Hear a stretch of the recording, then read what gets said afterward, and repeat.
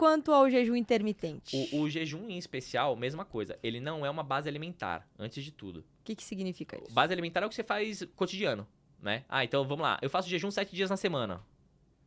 O jejum não é uma base alimentar. Ele é uma estratégia nutricional. Entende? Não entendo. Ó,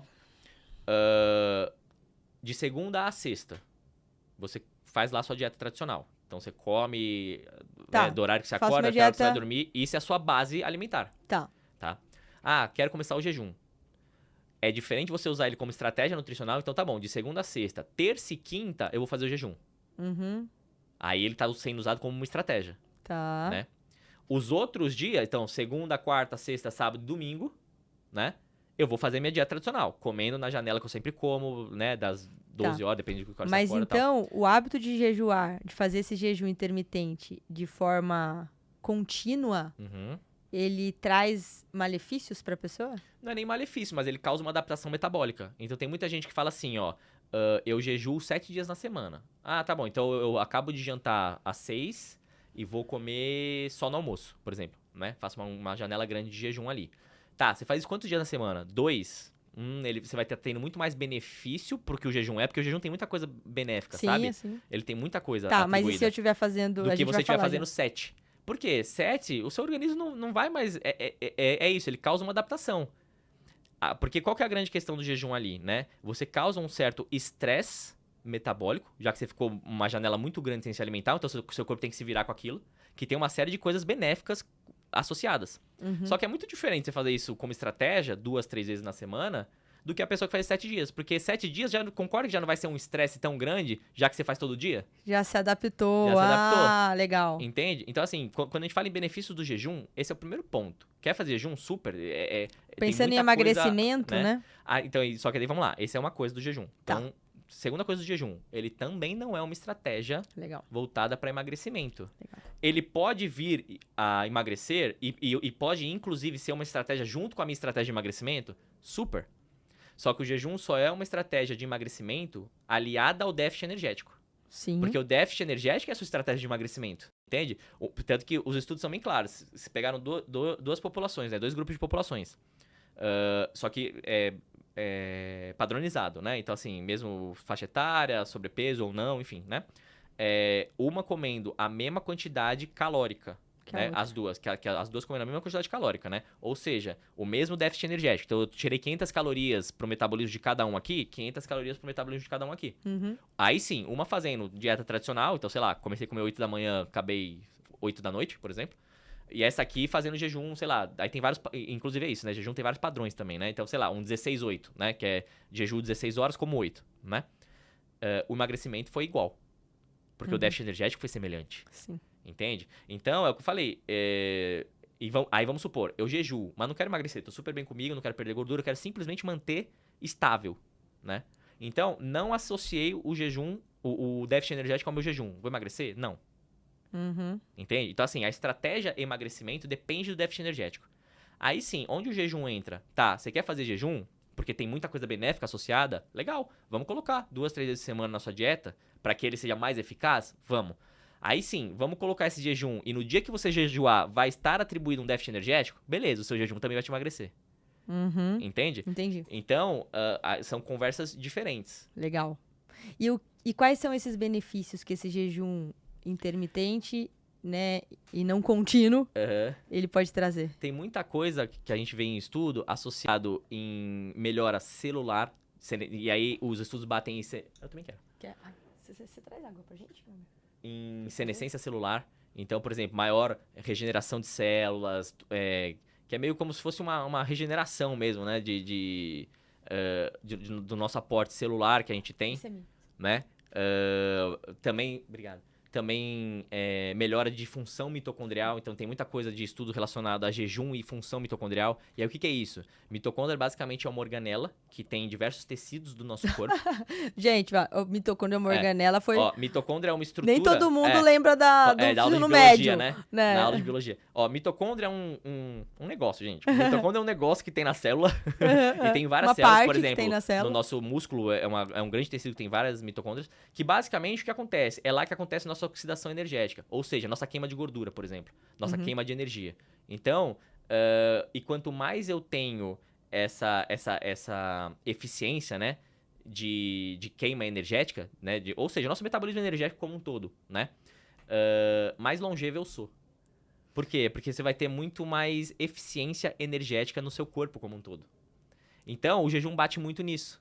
Então, por exemplo, um dos grandes problemas do obeso, ou da obesa, ou da mulher que está muito acima do peso, etc. Ele tem uma disfunção mitocondrial. Ou seja, a mitocondria não está funcionando direito. Uhum. Então, quando ele faz aquele déficit energético, né? Que tem lá o estímulo de células de gordura na corrente sanguínea para serem queimadas do corpo, né? Só que a mitocôndria dele, que é onde queima mesmo, é a fogueirinha, não tá funcionando tão bem. Uhum. Ou pessoas inflamadas, a gente pega muito isso em consultório. A pessoa tá fazendo um baita déficit energético e não tá rolando. Quando você vai ver, óbvio que tem as escapadinhas, né? Mas quando você vai ver, às vezes a pessoa tá com uma baita disfunção mitocondrial por inflamação também. Ou por excesso de cortisol. Entende? Que a gente bate naquela tecla que é... tô fazendo restrição severa demais. Então, tô com o nível de cortisol elevado na corrente sanguínea. E isso também tem influência metabólica. Então, uma coisa do jejum a ficar atento também o Nutri na hora de prescrever é pra quem. Por quê? É uma pessoa que tem um controle alimentar, um problema de impulsividade alimentar, porque isso também é associado. Porque, por exemplo, e aí já mudando um pouco o tópico, né? Assim, quando uma pessoa tá restringindo demais a alimentação, ou quando uma pessoa tá não fracionando muito bem, que a gente bate no jejum, né? O que você faz? Basicamente, você meio que desregula um pouquinho o seu disparo de insulina e cortisol. Uhum. Que é exatamente isso, né? Igual a gente falou do carboidrato. Comi carboidrato, tenho que disparar um pouco de insulina para que dê vazão na nossa corrente sanguínea.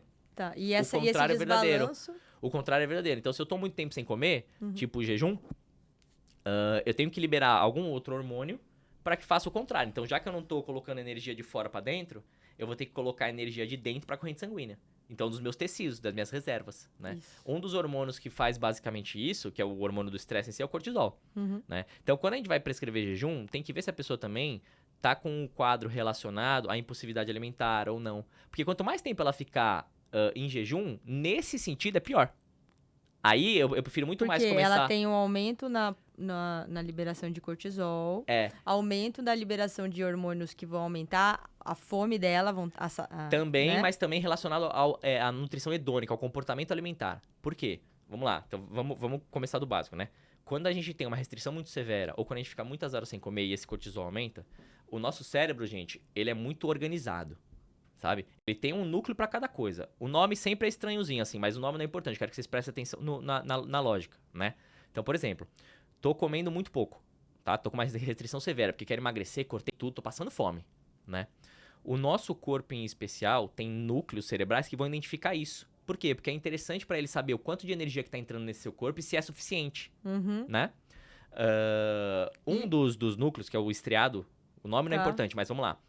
Ele tem duas estruturinhas que são muito importantes nesse sentido. Então, você tá dando muito pouca comida, esse núcleo estriado vai ficar descontente, porque ele gosta de comida, ponto, simples. Não vamos dificultar, né? Só que ele tem duas estruturinhas, que é o núcleo acumbente, tá? Que aí começa a mexer em comportamento alimentar. Que é o quê? Então, vamos lá. É só o núcleo acumbente ou outro? Vou te falar, calma. Então, esse núcleo estriado começou com pouca comida, ele vai ficar descontente. Como que ele sabe que ele fica descontente? Ele meio que faz medição de uma série de neurotransmissor, vira e mexe. Então, é o cara que vai lá cuidar da casa. Ele fala assim, então tá bom, deixa eu ver como estão meus níveis de dopamina, como estão meus níveis de serotonina, como estão, entende? De noradrenalina, por exemplo. Ele meio que dá uma geral na casa. Tá tudo bonitinho, tô feliz. Né? Quando você tá tirando muita comida, esses neurotransmissores não ficam felizes. Não. Entende? Por isso que a gente fica tudo, mal-humorado, exatamente, né? Fica desprazer, né? Tudo isso. Então, esse núcleo estriado, ele fica chatinho. Ele fala assim, tô mal-humorado, não tô gostando disso. Né? Aí, o que ele faz? Em especial, ele tem uma estrutura que é o núcleo acumbente, né? Nesse núcleo acumbente, tem outra estruturinha que chama amígdala, que não é essa que a gente tem aqui. É lá no cérebro, né? Essa amígdala em especial, ela identifica estímulo, que é o quê? Então, por exemplo, tô comendo pouca comida.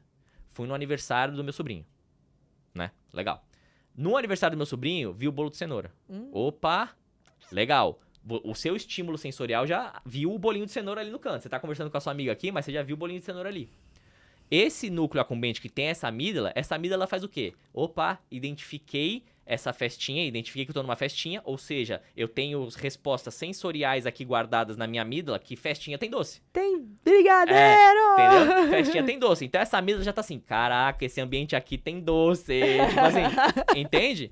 Né? E gente, aí, o diabinho que a gente tem no nosso cérebro, ele existe. Não, então, aí calma. Aí são dois, porque daí é a amígdala, né? Que é essa aqui que tem, e tem o orbitofrontal, tá? Que é outra estrutura que tem no núcleo accumbente. Que aí ele fala assim, opa, eu gosto disso. Então, uma enxerga, uma analisa. Uma estrutura analisa. Tem bolinho de cenoura ali, legal. A outra fala assim, eu gosto desse bolo. Entende? Né? E aí ela fala, e ela tá, eu gosto desse bolo, e aí? E aí eu vou pegar, né? Tipo não, assim, então, mas aí a gente tem essa impulsão não, de então, pegar? Exato. E aí são estruturas que essa parte, gente, é o que a gente chama de nutrição hedônica. Que a gente tem nossa fome fisiológica? Super tem. Inclusive, é o que eu te falei. Tudo é por núcleo no nosso cérebro. Tá, peraí, só.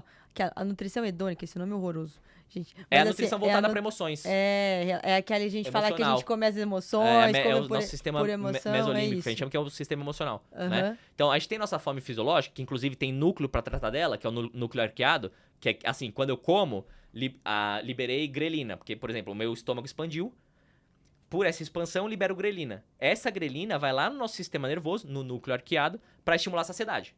Beleza? O contrário é verdadeiro. Tô fazendo uma dieta, tô perdendo peso. Grelina não, leptina, né?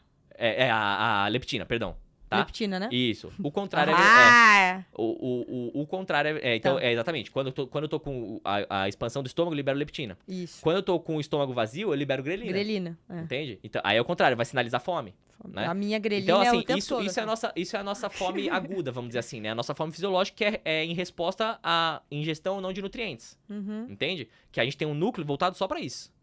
Esse outro núcleo que eu tô falando, que é mais no seu hipotábulo lateral ali, que é outra estrutura do cérebro, é pra nossa fome emocional.